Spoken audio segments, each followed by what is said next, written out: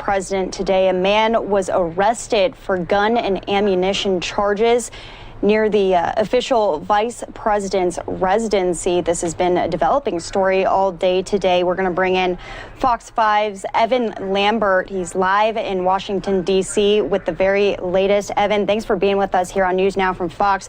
What do we know at this point in time?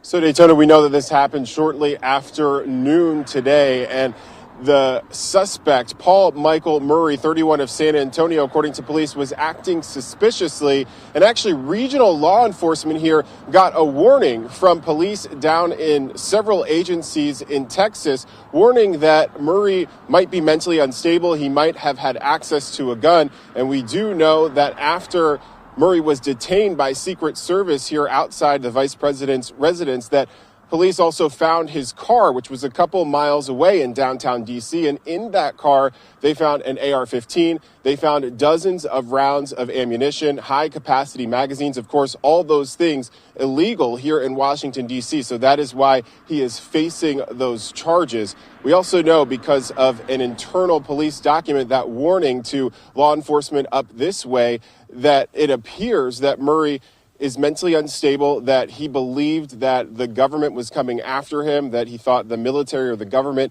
was going to kill him. That was a paraphrase of that internal police document. And apparently, according to one of our sources with D.C. police, that while that man Murray was here and interacting with Secret Service first, who had detained him, he asked to speak to the president. Of course, this being the vice president's residence. We also know that Vice President Kamala Harris, it does not appear that she is living here at the residence because there are renovations ongoing here.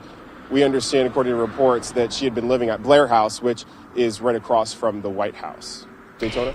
And I know the investigation's still going on right now, but I was reading up a little bit about this, and it says that he spoke to his mother about his motives in this. What do we know about that? Yeah, according to that internal document, there was some kind of statement about he was coming here to handle his problem. And allegedly his mother, according to police, said that she had gotten a text that he was in Washington, D.C. And so that is what prompted that warning to several police agencies in this area. So they were obviously on the lookout here. And then when he showed up, allegedly at the vice president's residence outside, is when the Secret Service had him detained, and that later led to his arrest.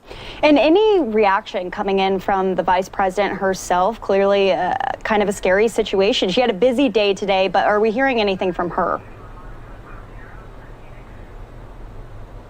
Not specifically on this. So I reached out to the vice president's office at the White House asking if there was any kind of statement. They declined to comment, and then basically told us to contact Secret Service. Secret Service has not really elaborated beyond the initial information that we have and then the information that we got from D.C. police here. So no comment from the vice president on this. But as he said, obviously pretty alarming what this person is accused of and the kind of firepower that this person, Mr. Murray, had.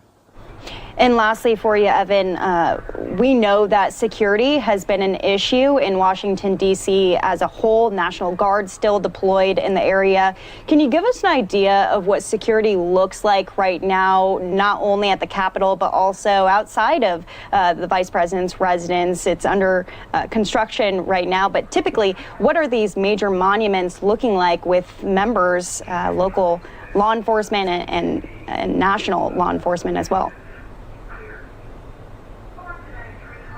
Well, these kinds of points all over D.C. have multiple layers of security. Of course, there are fences, there are roadblocks, there are Secret Service, there are local police that kind of work on some of these details. Of course, we saw that massive security failure at the Capitol during the insurrection, and as a result, the National Guard brought in. Of course, that National Guard is really just around the Capitol complex. They aren't just roaming around Northwest D.C., where we are at the Naval Observatory and where the vice president's residence is. But you obviously do see those multiple layers of security cameras as well here in front of this Naval Observatory, which is a fairly secure place and always has been.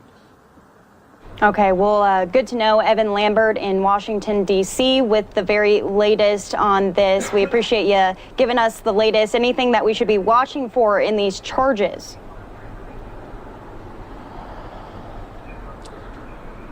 Yeah, I mean, it would just be, he's supposed to be in court. Paul Michael Murray's supposed to be in court tomorrow morning. And so we should learn a lot more about what he is accused of. But of course, he is facing charges for the gun and also the ammunition that police say they found in his car. Back to you.